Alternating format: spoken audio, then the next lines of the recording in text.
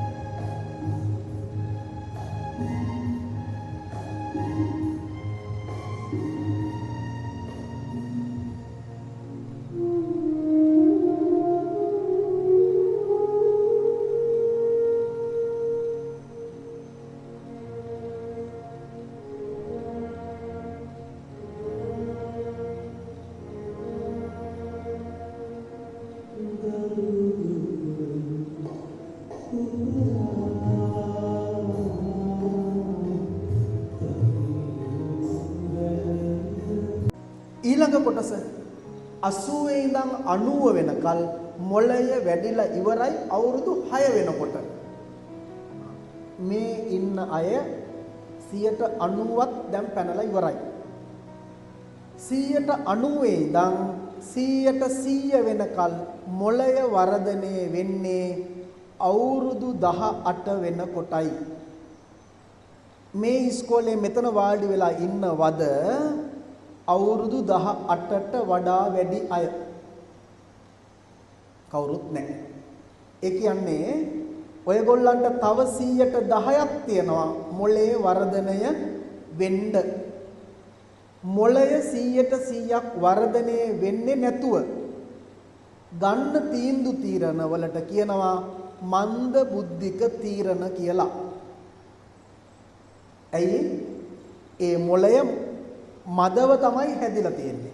ආන් ඒක නිසා තමයි විදුහල්පති තුමනි තුමියනි පාසල් ඇතුලේ සමහර වෙලාවට අර අයියා කෙනෙක් අක්කා කෙනෙක් නංගි කෙනෙක් මල්ලි කෙනෙක් හොයාගන්න හොඳ නෑ කියලා කියන්නේ. දැන් එහෙම ඒවා තියෙනවනේ. පාසලේදී බැඳි සෙනෙහි කියලා අපි එදා ඉවර කරානේ වචන ටිකක්. පාසල් ප්‍රේමයක්, පාසල් යන කාලේ ආදරයක් තෝරා බේරා ගන්න බැරි නිසා තමයි ඉගෙන ගන්න කාලේ එහෙම සම්බන්ධතා එපා කියලා දෙමව්පියෝ කියන්නේත් ගුරුවරු කියන්නේත්. ඒක නිසා ඒකට කාලයක් තියෙනවා. මේ වෙලාවේදී තෝරා ගන්නා තෝරා ගැනීම මන්ද බුද්ධික වේ. මමද කියන්නේ මනෝවිද්‍යාඥයෝ කියනවා මොළේ කපලා බලලා අවුරුදු 18 වුණාම තමයි මොළේ 100%ක් වර්ධනය වෙලා වැඩ කරන්න ගන්නෙ. 18න් පස්සෙත් ඉතින් වැඩ කරන ගාන මීටරේ වෙනස් වෙනවා.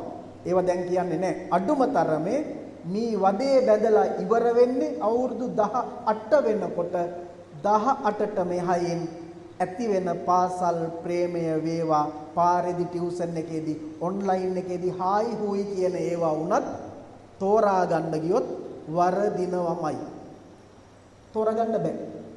ඒක නිසා අපි දරුවෝ නලවනකොට ඔය මොලේ හැදුවා. මට අහුවෙන්නේ කොහමද? අපි අර රුසිරින් සරු මල් සර පරදා නුවණින් ගණපති ලෙස සැමදා තෙරුවන් වැඳ දෙවියන් පුදලා මිනිසුන් මැද මිනිසෙකු වීලා. මේ කියන පද පෙළ මතක ඇති. මේ තමයි දරුවන්ට ආකල්ප දුන්නු හැටිනේ. හිතමින් මවගේ කතා දොයි දොයි දොයිය පුතා. එහෙමයි අපි දරුවෝ නැලවෙව්වේ. අපි කලින් කිව්වා පුතේ දුවේ ඔයගොල්ලොන්ගේ ලස්සන ආභරණය තමයි ශික්ෂණය. අර එක තැනකදී කියනවා සංස්කෘතේ නරස්යා බරණං රූපං රූපස්යා බරණං ගුණං ගුණස්යා බරණං ඥානං ඥානස්යා බරණං ක්ෂමා කියලා. මිනිස්සුන්ට තියෙන ලොකුම ආභරණයක්ලු රූපශ්‍යා. ලස්සනට ඉන්න එක. දැන් මේ ඉන්නේ මේගොල්ලෝ ඔක්කොම නිකන් ආපහු දෙපාරක් බලන්න පුළුවන් වගේ ඉන්නවනේ. ඇත්තටම මම ආව ගමන් ඔයගොල්ලෝ මේ පැත්තට හරවගත්තේ ඔයගොල්ලන්ට මාව පේන්නේ නැති හින්දා නෙමෙයි. මට මෙච්චර ලස්සන මූණු පේන්නේ නැති හින්දා. විදුහල්පතිතුමිය උපක්‍රමයක් හැටියට හැරෙවෙව් අනිත් පැත්තට. මම අහුවෙන්නේ නැහැ ඕවට. මොකද මෙච්චර ලස්සන මූණු එදා මම බලලා ගියානේ. නිකන් අද රුයිතට තියලා මං එනකොට. ඒක නිසා මගේ මූණේ බලන්න තරම් ලස්සන නැති වුණාට ඔය මූණු වල ලස්සන බලන්න මට තියෙන හන්ද තමයි මම මේ හරවගත්තේ. හැබැයි ආන්ගේ රූපයට තියෙන ලොකුම ආභරණය බැබලීම තමයි ඥානය. ඥානය කියලා කිව්වේ කල් වේලා ඇතුව අපිට තියෙන අභියෝග හඳුනා ගන්න පුළුවන් වෙන විදිය. ඥානස්ය බරණං සමා කොච්චර ඥානයේ තිබුණත් එයාට ඉවසීම නැත්තම් සමහර දේවල් තියෙනවා ජීවිතේ ඉවසගෙන දරාගෙන ඉන්න ඕන. ආන්ගේ ඉවසීම නැත්තම් ඒ ඥාණයෙන් වැඩකුත් නැහැ. ඔය කියන රූපය ඥාණයෙන් ඉවසීමෙන් එකතු කරගත්තොත් හදවත ආපහු ගුණවත්කම් වලින් ස්පන්දනය වෙන්න පටන් ගන්නවා. ගැන ලංකාවේ අය කියනවා ඔය මනෝවිද්‍යාඥයන්ට ඒ තරම් මොලයක් නැහැ. ඒ කියන්නේ අපේ අය මනෝවිද්‍යාඥයොත් ඉක්මවා ගිහිලා ඉන්නේ. පාසලේ අධ්‍යාපන වේලාව දීලා තියෙන ළමයින්ට දත්ත ගබඩාව දරා ගන්න පුළුවන් වෙන හන්ද ක්‍රමයකට. ඒ වුණාට සෑහීමකටපත් නොවන අපි මී වදේ බදින්න කලින් මී පුරවනවා. එක වසරේ ඉඳන්ම ටියුෂන් එකට අරන් යනවා. ළමයි කොහොමද ගෙදර එන්නේ දන්නවද? එම්බාම් නොකරපු මිනිහක් එනවා වගේ තමයි එන්නේ. කරලා නැත්te එම්බාම් එක විතරයි මල්ල කඳ තමයි අරන් එන්නේ. අම්මලාම කියනකෝ දෙන්න බෑග් එක ඔයාට මහන්සිනේ. මේ කීයට විතරද? 7ට විතර. උදේ 7ට ගෙදරින් ගියපු එක්කන පන්ති වලට ගිහිල්ලා අරගෙන මල්ල කඳක් අරන් එන්නා වගේ ගෙදර අරන් එනවා. ප්‍රතිඵල තියනවද? එහෙම තමයි හාමුදුරුවනේ අපි ශිෂ්‍යත්වේ පාස් කරෙව්වේ කියලා කියනවා. එහෙමද? මං අහනවා හොඳයි. ශිෂ්‍යත්වේ පාස්.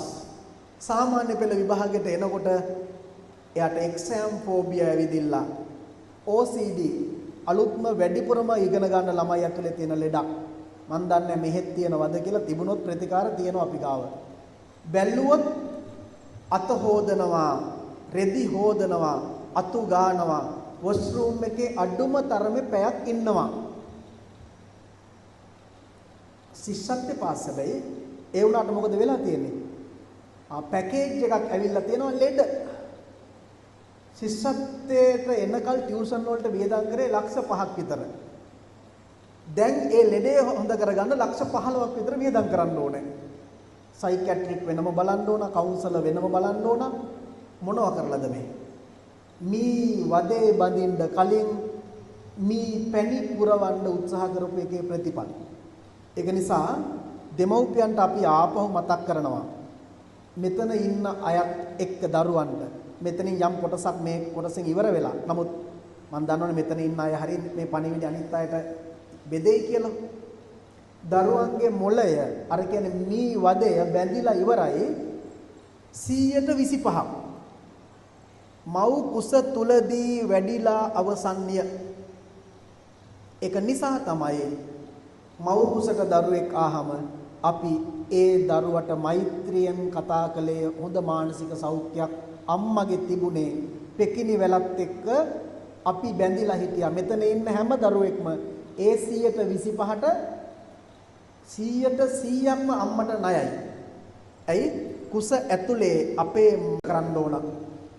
ඔබට ඔච්චර ලොකු වෙන්න අත දුන්නු කෙනා පළවෙනිම හමුවීමේදී ප්‍රතික්ෂේප කරනවා නම් ඔබව ප්‍රතික්ෂේප කරන එක මහ ලොකු දෙයක් නෙමෙයි. ඒ නිසා අමරාදේවි මහෞසදට මුලින්මම කිව්වේ තාත්තා මට ඉටු දෙවියෙක්. කතාව දිගයි මම කෙටි කරනවා. අවසානයේ කොහොම හරි අමරදේවියගෙන් අහනවා ඔයාගේ ගෙදර කොහෙද? අපේ ළමයෙක්ගෙන් ඇහුවා නම් කියන නම්බර 45න් 2 පිළියන්දල පාර මඩපාත. ඒක කියලා නවත්තන්නෙත් නෑ. ඉස්සරහා තියෙනවා සියඹලා ගහක් පුට්සිටි එක ගාවින් වමට හැරුණාම හොයන්න පාර ඔක්කොම දෙනවා. නැත්තම් ලයිව් ලොකේෂන් එකක් දානවා. ඒක වැරදුනොත් ළඟ තියෙන ඒවත් කියනවා. අමරා දේවිය එහෙම කළේ නැහැ. අභියෝගයක් දුන්නා. ඔබ යම් මතකින් බත් කන්නේද? යම් තැනක විශාල නුග ගසක් වේද? එතනයි මගේ ගෙදර. හරියට ඇඩ්‍රස් දුන්නේ උඹට මං ඕන නම් හොයන් වරෙන් කියලා ඔළුවේ තිබ්බේ. ඔව්. අභියෝගයක් දුන්නේ. ඒක ආන්ගේ අභියෝගය අරගෙන ගිහිල්ලා අමරා දේවියෝ පරීක්ෂා කරලා අමරා දේවියගේ අම්මටයි තාත්තටයි තෑගි දෙනවා මහෝසද මෙහෙම ඥානවන්ත දුවක් හැදුවට. ඥානවන්ත දුවක් හැදුවට දයාවැද්ද දීලා තියෙන විදුහල්පතිතුමා ඉස්සර පිරිමියා කාන්තාවට. ඥානවන්ත දුවක් හැදුවට. ඒක නිසා ඥානවන්ත දූලා හදන්නත් ඕන. හැබැයි දුවක් ඇයි තාත්තා කෙනෙක් ළඟ අම්මා කෙනෙක් ළඟ ඉන්න ඕන කියලා ඉතාමත්ම සංවේදී පද පෙළක් තියෙනවා. මේ තමයි අම්මලාගේ ප්‍රාර්ථනාව. තාත්තලාගේ ප්‍රාර්ථනාව.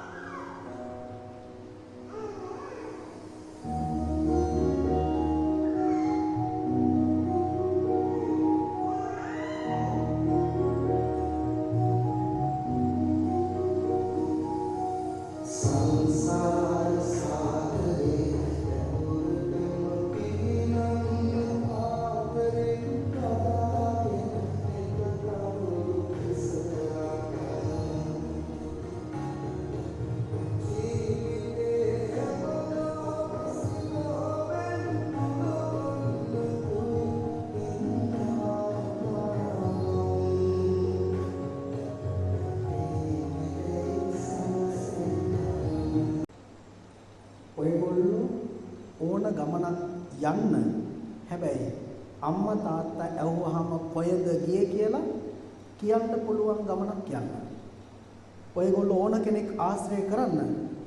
අම්මා තාත්තා කවුද ආශ්‍රය කරන්නේ කියලා ඇහුවාම අසවල් අය ආශ්‍රය කරන්නේ කියලා කියන්න පුළුවන් අය ආශ්‍රය කරන්න. අම්මට තාත්තට වහන්න හංගන්න හැදුවොත් වරදින්නේ Tamanට කියන බව මතක තියාගන්න. වැරදුනත් අම්මා ඔයාලව අතහරින්නේ නැති බවත් මතක තියාගන්න. ඒක නිසා මතු බුදුවන මව්වරු પરම්පරාවට ඔයගොල්ලෝ තව ටිකක් කිට්ටු කරන වෙලාව. ඒක නිසා අපි දැන් අර ඔයගොල්ලෝ සූදානම් වෙච්ච වැඩේ කොහොමම ආසන තියෙද්දි හැමෝම නැගිටිමු.